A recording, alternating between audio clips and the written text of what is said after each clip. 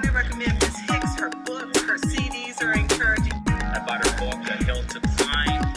She's a very inspirational speaker. And I look forward to one day being able to work with her. Your power lies within you. Let it loose.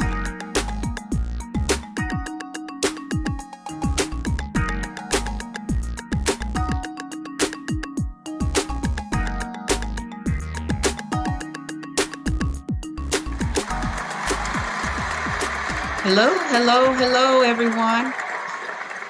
This is Louise Hicks, your host of Aim to Purpose Spiritual Empowerment Hour, and we are coming on live a little bit later than usual because I am going to speak today with Miss Cinita Taylor, who is the mother of Sylvester Gilmer, who was our guest last week. And as you know, we talked about him being the victim of a Black on Black crime, allegedly in Minnesota, Black on Black, allegedly, that happened in Minnesota, where they are currently living. And I wanted to come in and just speak with Miss Taylor about her son, because we know this can be a parent's, it is a parent's worst nightmare, particularly when it comes to our Black men and our Black young sons. It's our nightmare. We always have to have that conversation with our sons, particularly, but now more, we have to have it with our children. So she's going to express her thoughts on her feelings of when this happened, which we spoke about in 2005. And Sylvester has done an impeccable job with continuing with his life in spite of being paralyzed by this traumatic experience of a drive-by shooting allegedly by a Black man. So again, I'm Louise Hicks. I'm your host of Aim to Purpose Spiritual Empowerment Hour. Please go to my YouTube channel, AIMED, AIMED, that's the number 2, Purpose Radio. That's Aim to Purpose Radio. And subscribe, thumbs up, leave some comments, and share this vital interview because it can help someone else to go through the grief that she has gone through and still going through. However, Sylvester, happily, we can say he did not allow that to stop him because he started his own clothing line, Nagasi.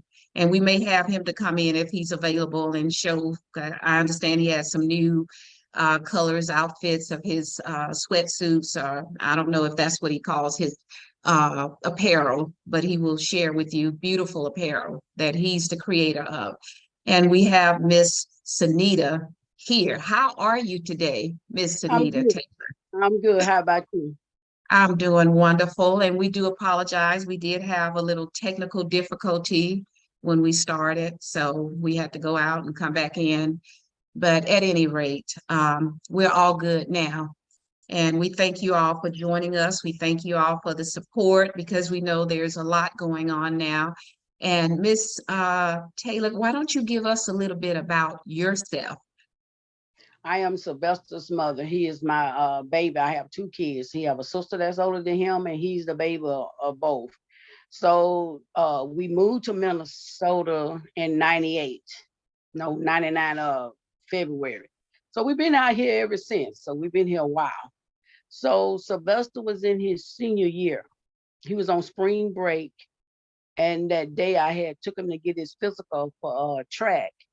And he said, well, Mom, I'm going to play basketball. I said, okay, I'm going home and lay down because I had to go to work that night and his father did too. So I was asleep, got that call, say you need to get up and come over, Sylvester been shot. I actually thought they was playing with me because I was asleep. They say, no, Mama, we serious. So I told his dad, and his uncle was visiting from Louisiana, and we just broke and ran. By the time we got there, they had already, the ambulance was leaving when we got there. So we went to North Memorial to find out what was going on. We was waiting on the doctor. It was like over 1,000 students there from Edison High School, where he went to school, plus family that's here. And that's when the doctor told us that he had got shot in the back and the bullet traveled down to his spine and he was paralyzed from the chest down. He could move the upper part, his neck and everything else he couldn't move. So we've been dealing with that since 2005. So he stayed in the hospital at least about 2 years at the most. And we know that had to be devastating. And with something like that happening, it really it's more devastating, so much so because your son, had a scholarship, a senior in high school, 2 months from graduation to Jackson State University down in Mississippi, and you hearing that news. And once you got there to see your son, what was going through your mind? How did you feel? I was shocked because Sylvester has always been a good kid. Never had no problem with him. Like for his games, I didn't tolerate that. I would never put up with that. He already knew the rules before we got here. No games, no sagging, none of that. I told him I don't have a thug. I have a young man, and that's what you're gonna be. You know, because life is so different from when I grew up to when they grow up, you know. But he didn't give me no problem. He played basketball, football, track, and baseball. But football was number one, basketball was number two. So he kept me busy. He kept me very busy. And me and his dad, we didn't miss a game or nothing. And that's so happy. I'm happy to hear that because you said you and his dad, because he grew up with his father. He was in the home, you guys, you and the father. He grew up with both parents who were setting examples for him. And when this happened, I can only imagine. I can't say how I'm sure I would have been devastated because as I've spoken with you a few times, you know, I've had a devastation in my family with my son having being diagnosed with cancer in 95. He's still here, but he struggles too with depression and drug addiction and being under conservatorship. And he didn't go on to do anything with his life like what Sylvester has done. And my son was never involved in gangs either. He was very academically smart. He was athletically smart and he played football. So when we talked, we found out we had these things in common. And my son's father was in his life as well.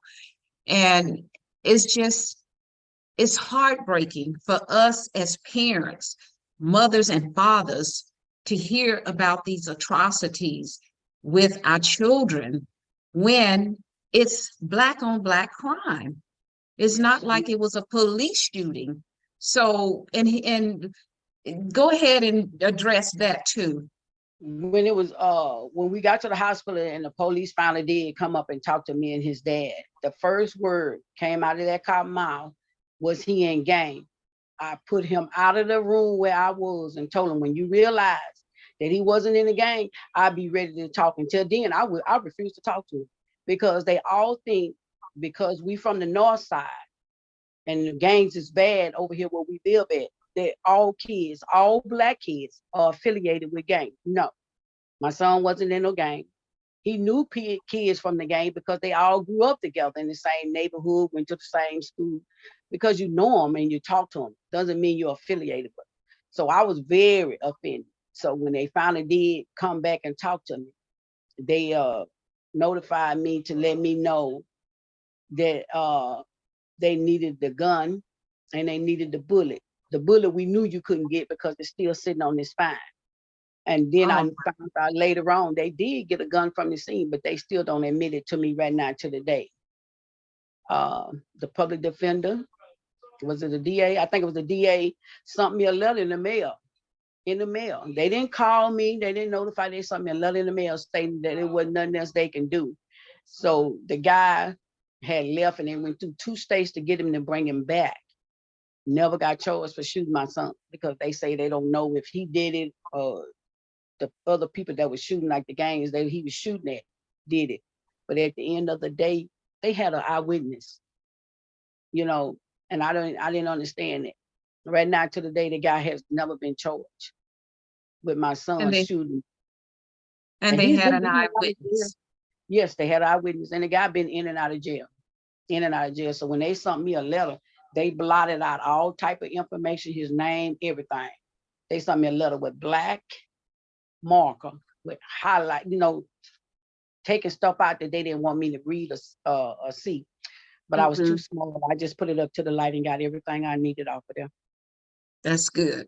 Because and that I'm so glad you said that, what they did to you. The first thing they came into the room, did they ask you, how is your son? How is No, he doing?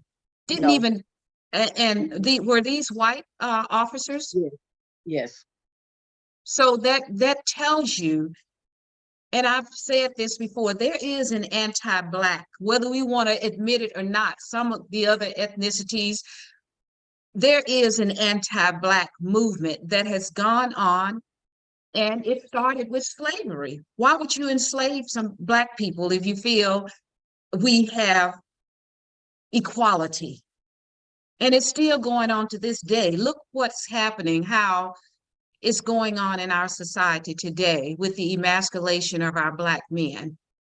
And yeah, I have two Black sons, and that's why I do what I do with this show. And that's not to shed any kind of negative light on any other ethnic group, because there are decent people of all ethnicities. However, we know we have some evil in all ethnicities. We have it in our own. Look what happened to your son. But these people come to you. Did they ask you, how are you feeling and how are you holding up? no, never, Nothing. No compassion at all. none. None. And that's infuriating. How did that make you feel? I know you told him to get out of the room, and I don't blame you, I'm still because mad right now to the day. I'm still very angry because they still haven't done their job. And I know they're not.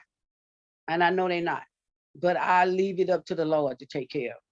And my son was so angry for a long time after, he was able to talk to me, when he took the trach out of his throat, because the doctor told me that he would have that trach for the rest of his life. And I told the doctor, I said, well, you don't know my God. I say, my God is showing me something else. And my God is showing me that one day he's going to walk again. I just hope I be alive to see it, mhm. And if I'm not, I know he did it, what he said he was going to do. To And that was, God be the glory. he And grew up in Sylvester, church. Yeah, Sylvester grew up in church. Yes. Went to church every and Sunday. and that's how so many of us have raised our children. And that's the other thing. You came from the same community, Black community, that I came from. And that's what inspired me to reach out when I saw Sylvester's story. Yeah. And I said, I got to reach out, because they're from Cooper Road, USA, where I Yep. grew up in the 50s and 60s. And I know you're younger than I am, but we all grew up together, and we had values, we had morals, we had in love in our hearts. Yep. And we were taught to do the right thing. And we know a lot of these people are taught not to do the right thing. And we know that. Like, I'll give you a prime example. When I was a teacher's aide, and I have my bachelor's degree in social work, because I love working with people and I love elevating our people and educating our people, because we're perishing for a lack of knowledge.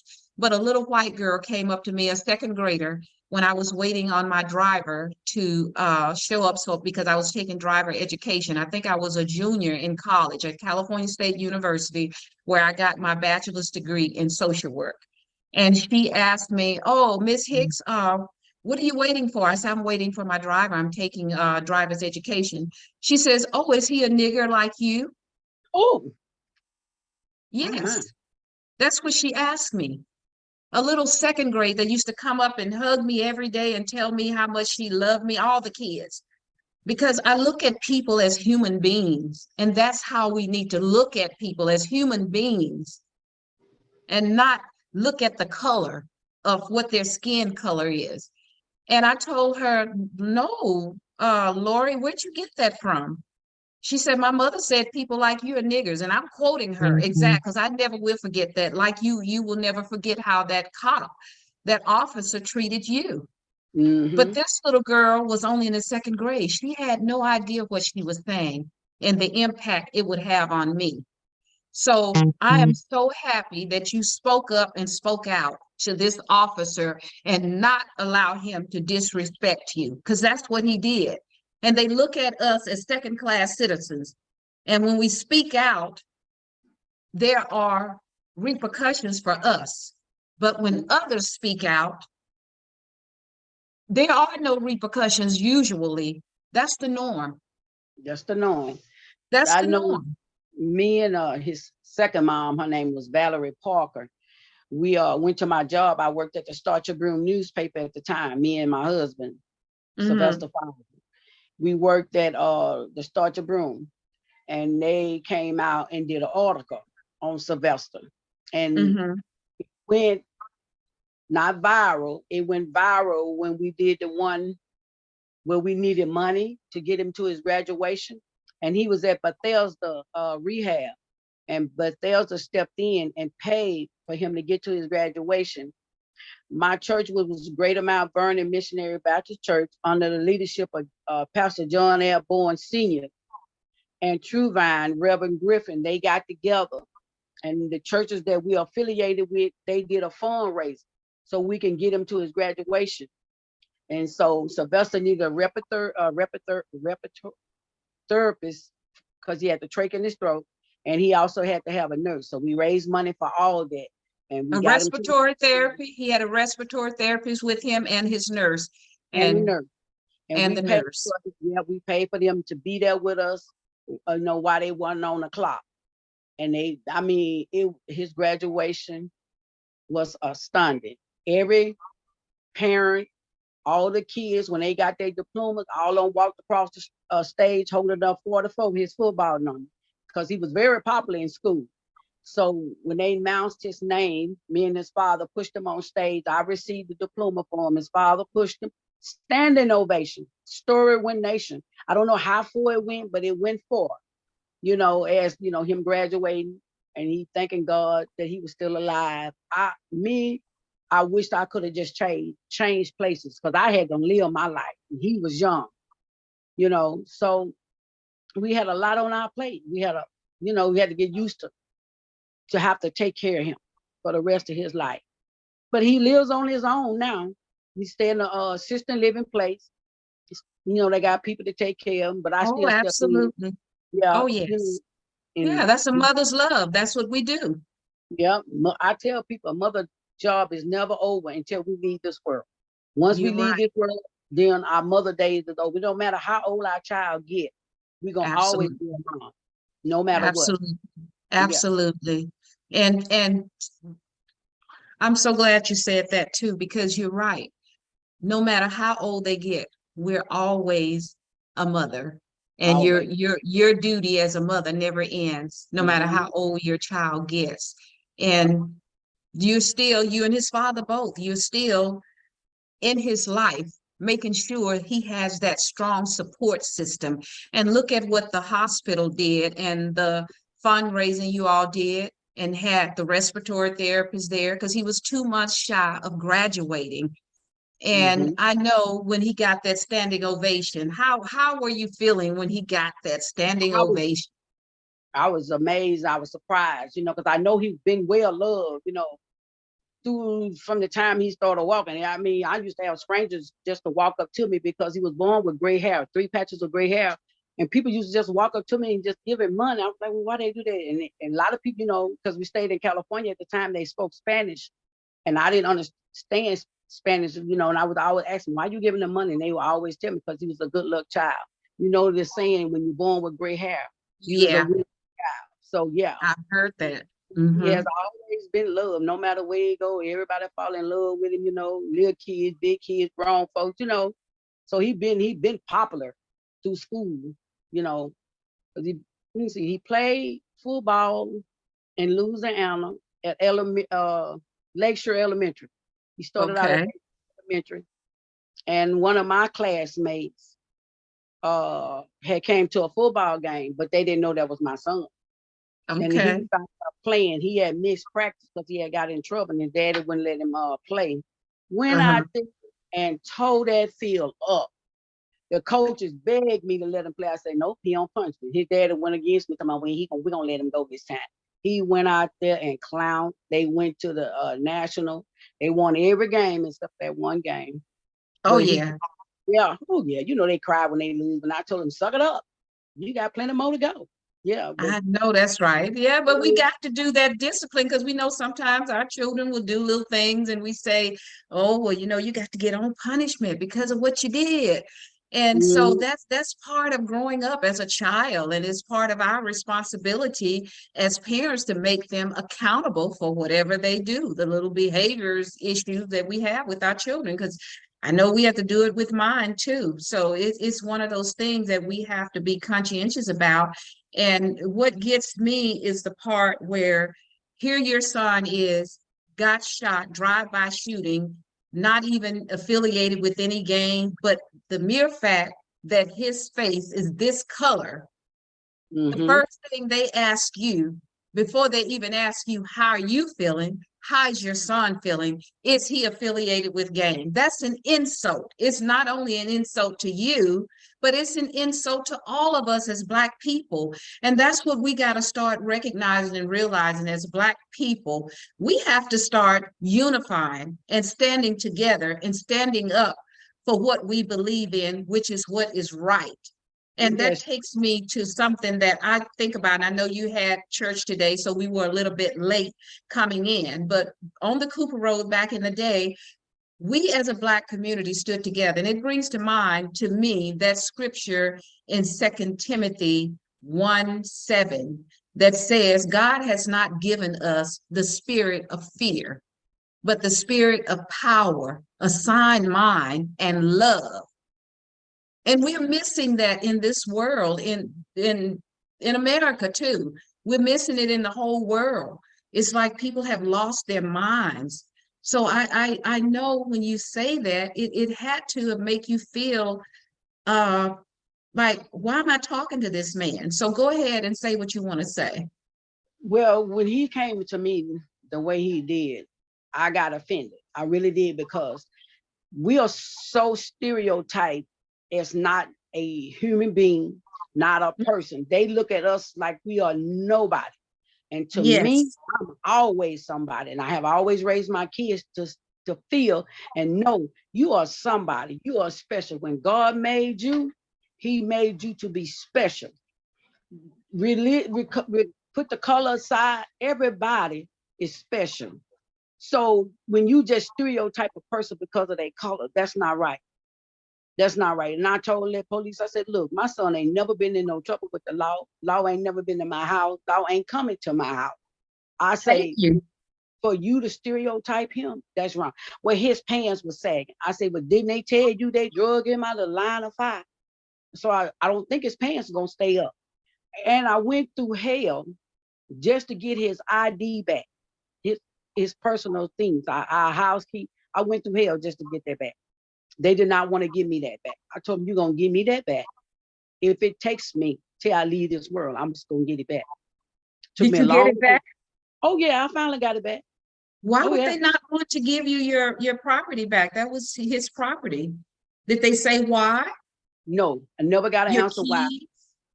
They never told me why they didn't want to give it back, but I finally got it back. And what I city finally, were you living in Minnesota at that time? North Minneapolis, where I'm living there now. Oh, okay, Minneapolis, Minnesota. Yeah. And you were dealing with the Minneapolis Police Department? Yeah. Oh, they very racist over there. Oh, yes. Minneapolis police are very racist. Wow. Very. Well, wasn't that where George Floyd was in Minnesota as well? I don't Yeah. know whether it was Yeah. Minneapolis. I can't recall. It's Minneapolis, South Minneapolis. I Okay, think North Minneapolis, yes. okay. And it's just, like I said, it affects all of us when It these does. type of racist behaviors impact us. And then there are other people are going around here talking about they're offended. What about us being offended for almost 500 years and we haven't gotten an apology? And ain't Uh, gonna get and they're not that's sad. gonna- And we're still being offended on jobs, in housing, in the Yes, educational system. We've been treated in America worse than any ethnic group in America, Black yes. people. Hmm. We definitely have. And And it's sad. What's this, 2022, and we still getting treated like we are enslaved. absolutely, absolutely. And we can look at what happened to Kyrie Irving and how even some of our, what do you think about this? I know your son got shot by a Black person, but other Black people out here, specifically Charles Barkley and Shaquille O'Neal, two Black men calling Kyrie Irving an idiot. How are you going to get out here and call this man an idiot because he posted uh, the Hebrews to Negroes on Twitter? He didn't say anything. So where's the freedom of speech? And I just kind of want you to talk about that a little bit. Where's the freedom of speech? And then we have other Black people out here. It's as if, to me, that based on what happened to your son and how the police department treated you as a Black woman, and I always say I'm this mad Black woman, meaning motivated and determined to speak out and speak up. And I always keep my cup right here that says speak up, Oh, because I definitely speak up. it's, I don't bite my tongue for nobody. If they don't like and it, that's we'll good. get over it. And that's a I good have thing always because been outspoken. we're not saying anything or doing anything to apologize. And I saw about 2 weeks ago, ex-president Donald Trump was on, I saw this on MSNBC, and he was really talking about the Jewish people. And has anyone ever asked him to apologize for all the stuff he's done or is doing? And here No. we are, not willing to speak up, some of us, because of a paycheck, when Black people are so talented, they could really start their own team. So why are we still allowing ourselves to be enslaved? And I'm so happy that you're the type of person that speak up, because all money is not good money. And there Yes. is a thing called common sense. I'm never going to get out here and belittle my people on something that I feel is not right. And we You should have be a about freedom doing of the speech. right thing. Everybody has a freedom of speech. You should be able to speak and say what's on your heart, whether a person like it or not. No one should be called an idiot, because no one is not an idiot. Everybody are human. We are human beings. And if you can't voice the way you feel or your opinion to the world, something is wrong. I Something is dead agree. wrong. I Yeah. agree. Something is wrong with that, because the Constitution says we're supposed to have freedom of speech and expression. However, it has deemed us, remember, as property and three-fifths of a person. And now when we look at this society, if you're working for many of these organizations or entities, they are still treating us like we are their property, as if there are no uh, rights in terms of justice in the injustice system, because they feel that they can say anything to us, do anything to us. And for my part, me having two Black sons, I'm speaking up and speaking out about it, Hmm. because it's upsetting to me when I see two Black men like Shaquille O'Neal and Charles Barkley calling another Black man because he stood up for what he believes in, whether you agree or disagree. According to the Constitution, it's supposed to be his right to do that. Hmm. And they're saying there are consequences.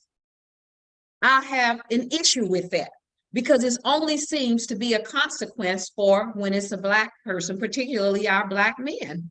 Yeah. That And is we are so disrespected.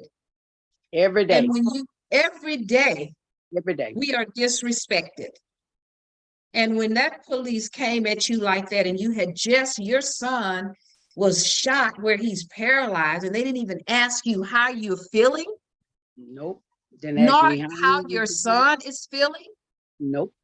No, None of it. I'm sorry, Miss Taylor and Mr. Taylor, of what happened to your son. Nope. That's saying a lot about this society that we live in. And it's not everybody. So any white people, if you're listening to what we are talking about, or any other ethnic group, if you're not guilty of any of this, it shouldn't make you uncomfortable. It That's should make you think about, because we're supposed to be a Christian nation. It should make you think about what is your part in this. If you are being silent, you're not saying anything, you're tucking your head into the sand, because this is an atrocity in itself when we in America are still being treated like second-class citizens in America. And I'm speaking for myself. I had a white man on my job that pointed his finger at me and told me when I asked for a raise because they had promoted a white woman that didn't even qualify about a raise. He shakes his finger, you make enough money. And I just looked at him in disgust. And I've always been a warrior for justice, and that's not to hurt anybody else. It's just that this country, and it's long overdue for us to do this. long Speak up overdue. and speak out. It's long overdue. I do And that I faithfully. think about Marcus Garvey and how he stood up, and look what they did to him. They put him back, sent him back to Jamaica. And this was a brilliant man who just was standing up for human beings, what is supposed to be in the Constitution, but we know it's not meant for us because they look at us as property still and as second-class citizens. And I'm so glad to hear you say about speaking up and speaking out, because you are a human being. We are. And And we and are, go and ahead. one thing you have to realize, don't ever be afraid to say what's on your mind, no matter what color you are. Because That's what right. they gonna do, they either gonna have something to say or they not. At the end of the day, you should be able to speak what's coming from your heart and what you feel. Mm-hmm. Yeah, And we as Black people need to stop calling one another out of our names, I don't do that. especially the entertainers and the sports figures. I mean, you're out here calling another Black man out of his name. Think of what will happen to you if you get out of place. Yeah, Do I you always think talk it's my going to kids be like any different for you, Charles Barkley, Shaquille O'Neal, Shannon Sharp? It's not going to be any different for you either if you get out of line. It's like we're back in slavery where the master has given the Black man or Black woman, if they're going along with this, the whip. You better go put your and how they will tell them is you better go put that nigger, your nigger in place. And I don't like us using the word either, because it's a derogatory word that was created by slave masters to denigrate us and treat us with disrespect. And we are not going for that anymore.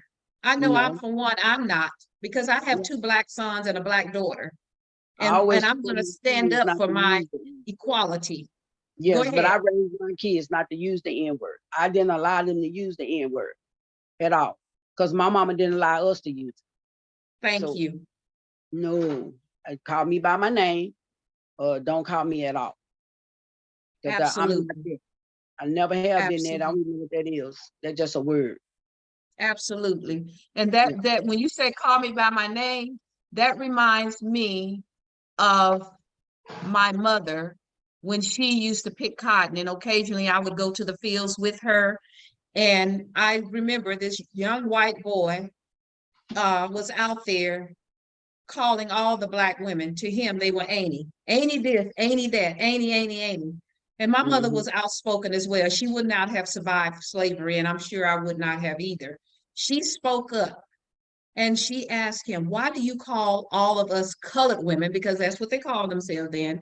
All of it. And I remember this, and I was a child. I was not even probably maybe anywhere between 8 and 10, somewhere in that age group. And she asked him point blank, why do you call all of us colored women Annie? She said, I'm not your Annie, and my name is Mary. And will you call me Mary? She spoke up, and I learned something from that. I learned how to speak up for all of the derogatory treatment that we get in this country as Black people, men, women, and children.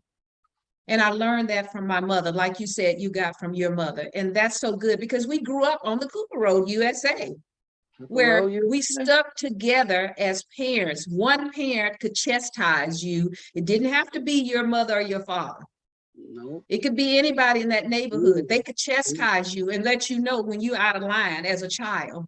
Yep. And that was a good thing. We need to get back to that unity that we had. And we know Black people were striving in spite of how this country did everything to hold us back and keep us in our place. And every time a Black community would thrive, white racist people would try and tear it down. And in the Tulsa, Oklahoma, and many other cities in the United States, that's what they did, even with the government's help. Yep. Definitely with the government's help.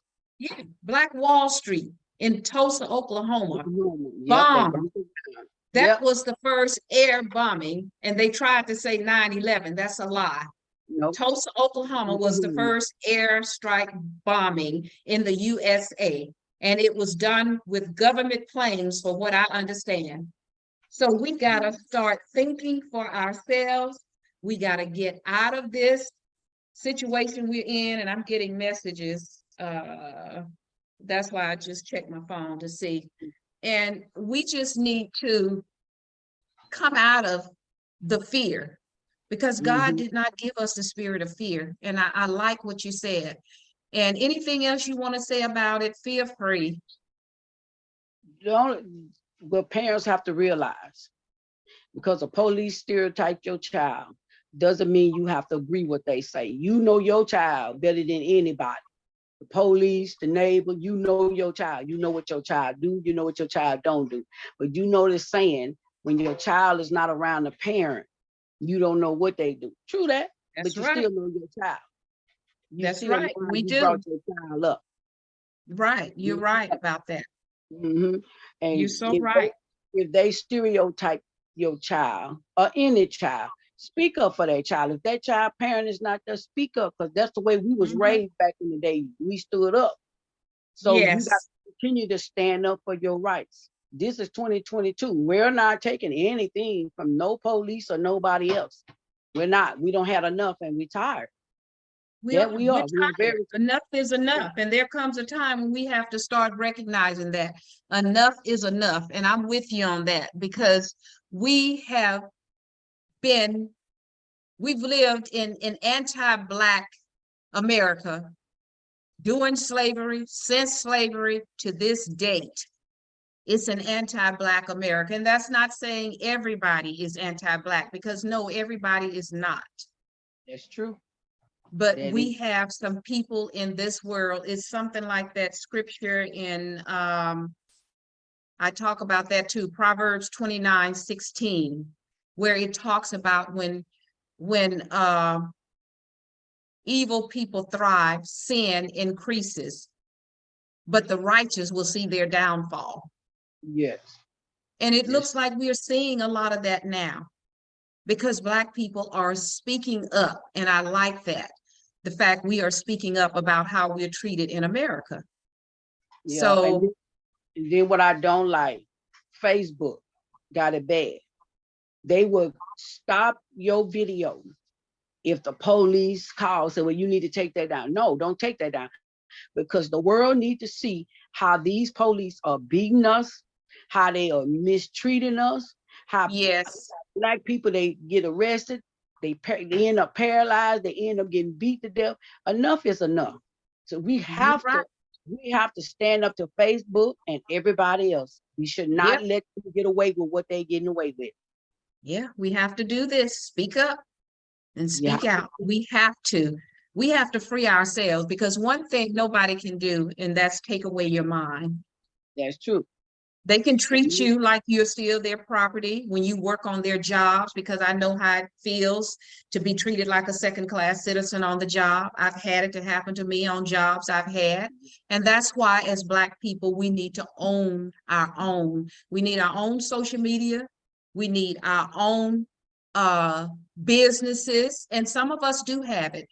And the sad part about it, there has been said that $1.6 trillion go through Black hands or went through Black hands in 2021. So we have to start wondering and start recognizing, realizing how we are spending our money and who we are spending our money with. We need to start spending our money with more Black businesses. We need to stop going out buying all of these material things that have no value. We need to start investing our money in things that have value, like real estate, becoming an entrepreneur, and the stock market, things that are going to yield us a return on our investment. You can go out and buy a bunch of shoes and all this stuff. That's not going to yield you any return. As soon as you walk out the store, that stuff is going to depreciate. Same with all these cars. Some of these millionaire entertainers and so forth. They go out and buy a bunch of cars, and that's their business because it's their car. But don't get on here calling another Black man because he has dignity and you acting like two little boys, Shaquille O'Neal and Charles Barkley. You're acting like two little boys that the master has given you a whip to go out and lash a man that's standing up for what he believes in. And if he's willing to take the consequences, who are you to call him an idiot? Who are you?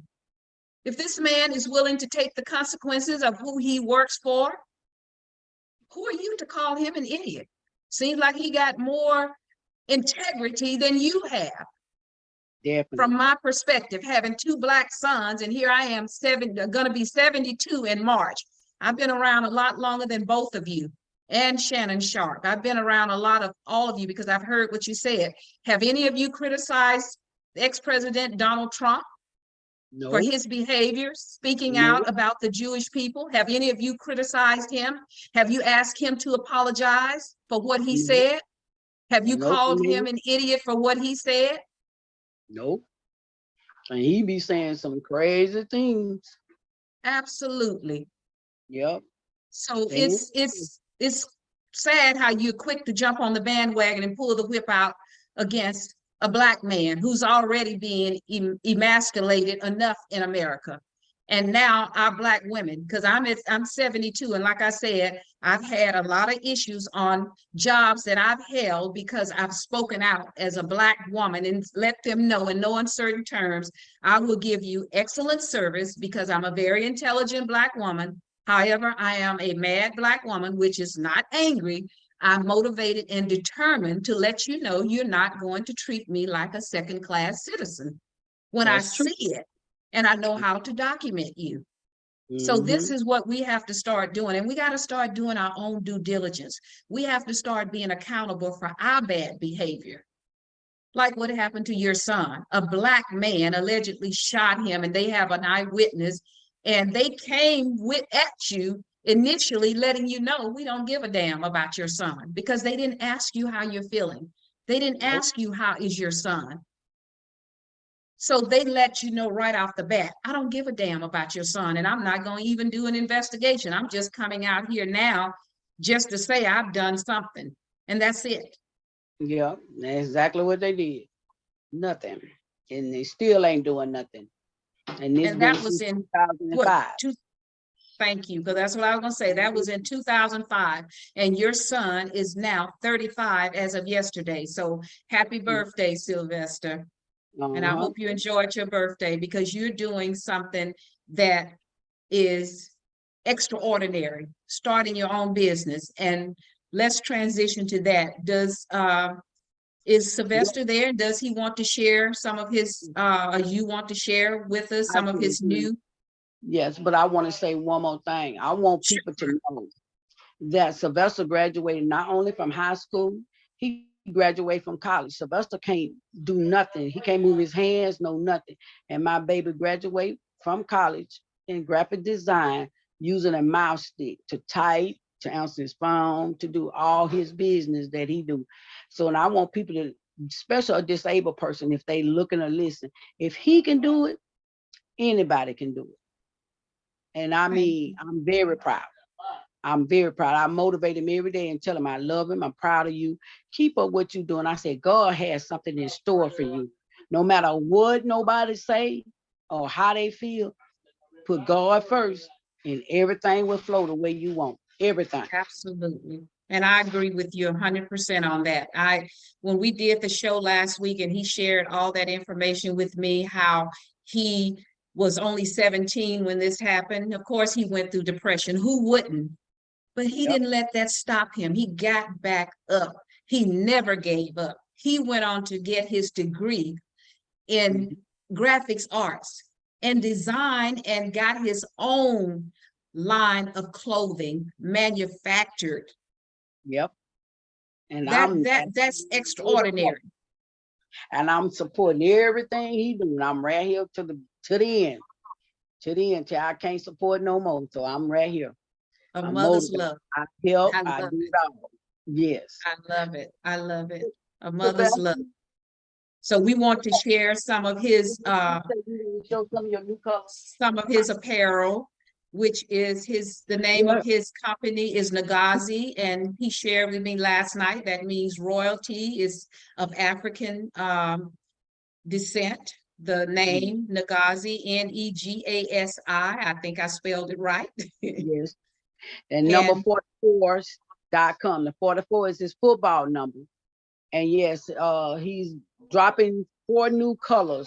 They should be up on his website coming soon. He got pink, orange, green, and turquoise. Those are the 4 new colors that's dropping. She want to know, do you want to show any of your colors? Let's see. I can't wait to. Oh, you know what? He can't show. We don't took him out the house. Oh, you did. We took him over to my house because his apartment is small, so we had to take some of the stuff out. So everything going to my house. Oh, I forgot about that. Oh, okay. Let Wait a me minute, see. Hold up, he got a green one right here. Oh, okay. Because I was gonna say, let me see if I can pull up one of them that I showed during our show last week. I was gonna see if I had. Oh, okay, let us do that one. That's the All number. right. That's All the right. green. Yeah. I love that. And I had the pink one on today. I represent the pink today. Uh-huh. I wear my own tonight. Yeah. Oh, I believe it. I believe it. And that's a beautiful color. Are you able to take it out of the bag? Yes, ma'am. Yeah, let us see it. Oh, wow. Look at that. I love it. And it has pants to go with the sweat. The pants, that's the jacket. And these are the pants. And the guy said 44. Look at that. So you guys, you got to go to his website. You have to start trading with this young man. His website is Negasi, Negasi 44.com. Is that right? Negasi 44, Negasi 44. That's the number 44.com. So you got to go to his website and look at his apparel, because this man did it all by himself. And look what his mother just shared with you, how he went and got his associate degree in graphics art, and he did all of this on his own. So don't tell me that we are not a brilliant melanated people, even though we have been enslaved. We had the Jim Crow, and now it looks like they're trying to enslave us again. But we're not going to let that happen. We're not going to let that happen. So I am so proud. We too powerful now. They know we powerful. We sticking together. We not just only have our race. We have all races that sticking with us.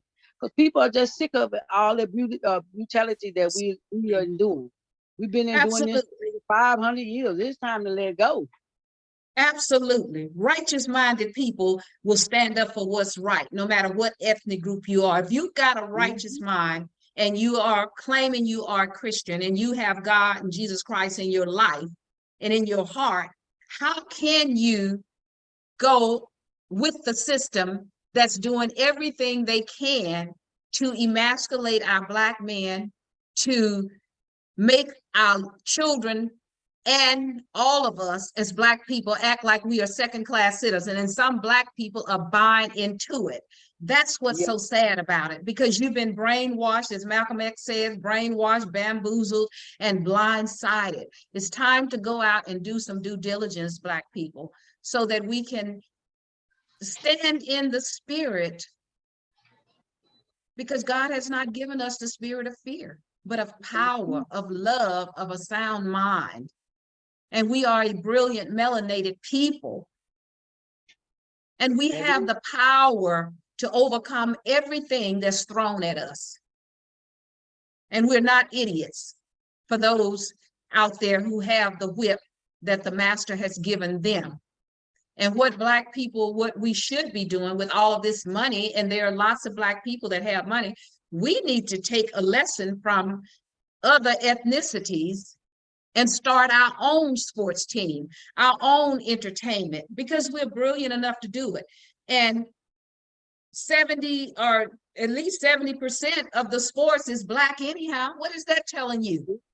Yep, you know, they Why always you- they always Absolutely. said we wasn't good in sports, but they fail to realize we good in everything. They need to recognize Everything. But the everything. thing is, we are, anything we go at, we excel in it. Yep. Tennis, golf, science, math, but that's not profiled. You're not going to see all that on the news. You're not going to see a Dr. Boyce Watkins on mainstream all the time. You're not going to see Dr. Claude Anderson on mainstream media all the time. I think he was on the Breakfast Club one time I saw him. So Breakfast Club, why you're not going to see a Riza Islam, who I had on my show. He was on my show when I was doing the show in Hollywood. My son and I, Ken and Wesley Mason, who has his own business, Kinetic Fit and Wellness, and he's working. My daughter, Crystal Flowers, is working. She does her father's real estate business. So and her own business she's starting up called Jewel Box. And then my son, who I have to be conservative over, unfortunately, he was brilliant too. Had he not had the cancer at 14, it's no telling what he would be doing, because he was brilliant academically as well as in football. He played 3 positions, quarterback and 2 other positions. I think wide receiver, quarterback, wide receiver, and some other when he was playing the little league in the neighborhood, Pop Warner in California, where we live and where they are still living. And I live there in between there in Texas. So Okay. I'm so happy that you came on the show, Cinita, and gave us your perspective as the parent of Sylvester, and what you and his father, what is his father's name again? It's the same, right? Sylvester's father is a junior. They got the same name. He's Sylvester Jr. and what you and his father did for this young man. That tells me that you guys instilled values in him, because look what he's doing now.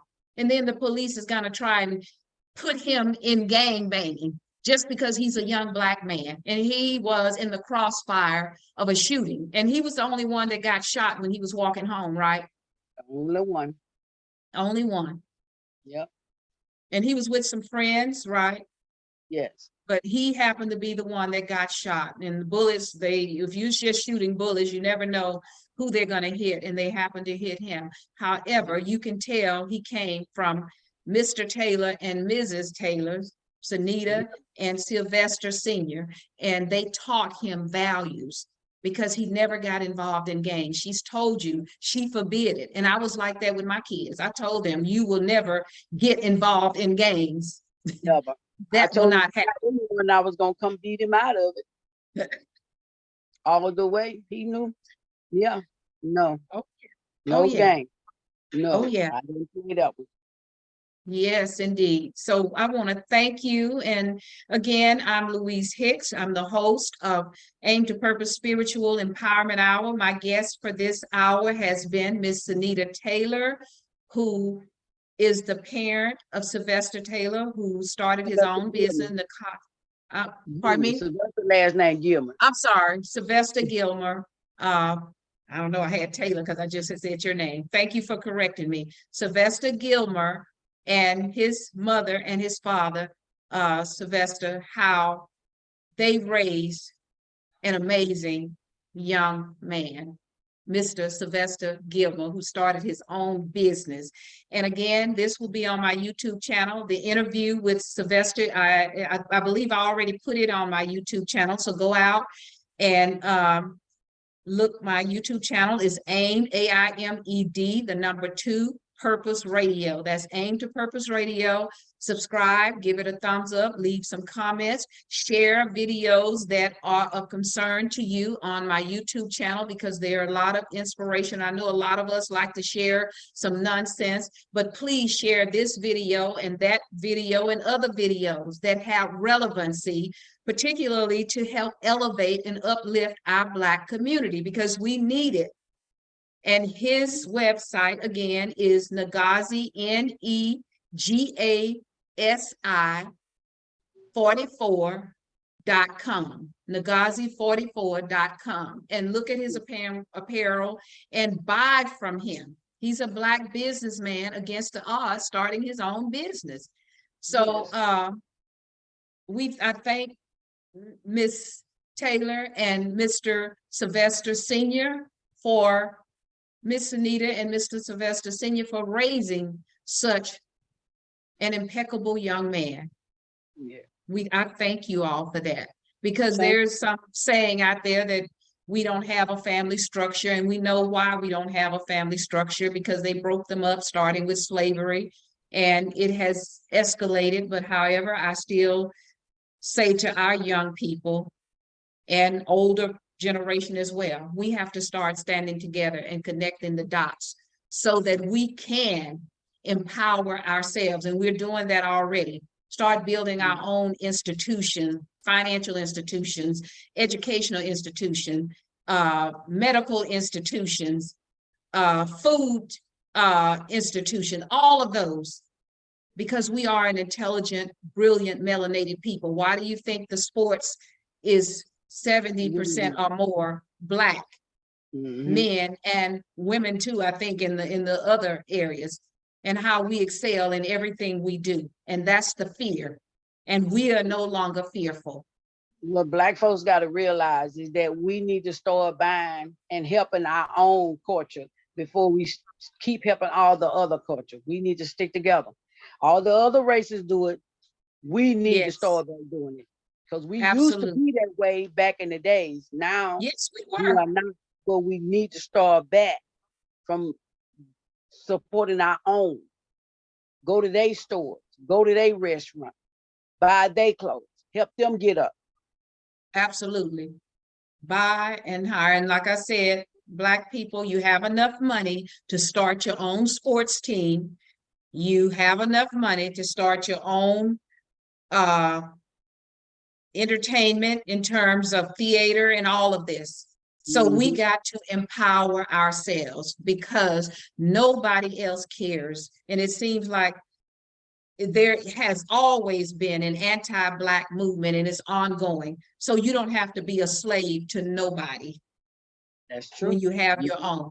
That's what we got to do. So I'd like to have some parting words from you, Ms. Cinita, and I thank you again so much. And again, everybody, go to my YouTube channel, AIMED, AIMED, the number 2, Purpose Radio. That's Aim to Purpose Radio. And subscribe, give it a thumbs up, leave your comments, share this video and share Sylvester's video, because we need to start communicating with one another and elevating ourselves, because we are at the bottom of the barrel in many situations, because we have to come together, and it's happening. And I think that's the fear in America, because Black people have awakened, universally awakened. So final words and final thoughts, Ms. Cinita, and I thank you again. Once again, we need to support our own Black people with their business or whatever else they got going on. If it ain't nothing but to open up a library, open up a credit union, support our own. In order for us to grow, we got to stick together and keep God number one, if not nothing else. Thank you so much. I appreciate that. And I hope to have you back on here, and we can have another conversation, because you have a lot to offer. I have a lot to offer. We can continue to educate our people, because that's what we got to do.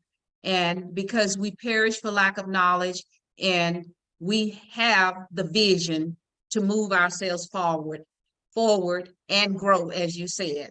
And we Yes. can only do that if we continue to come together and share information with one another and sharpen each other's tools. I have this on my desk, and I'll leave with this.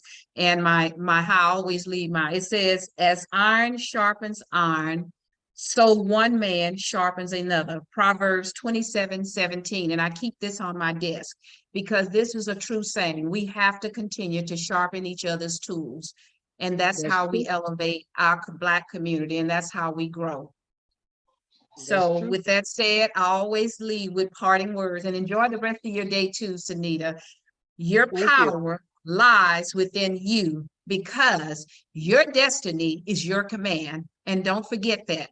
And this is Louise Hicks of AIMED, AIMED, the number 2, Spiritual Empowerment Hour, YouTube channel, AIMED, the number 2, Purpose Radio. Go there, Aim to Purpose Radio, and subscribe. Thank you so much, and bye-bye. And everybody, I love you all. Thanks for joining us. Have a great day and great rest of your week. And I have another guest coming on real quick at 6 o'clock, Fred Shaw, and we are going to be talking about, because you know how much I love mental health.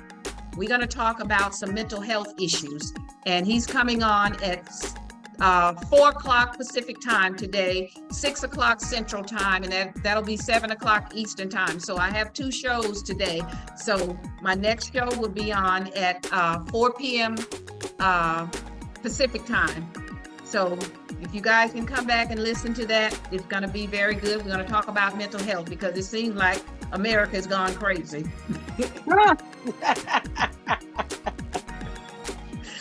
Definitely. So bye-bye, everybody. Bye-bye.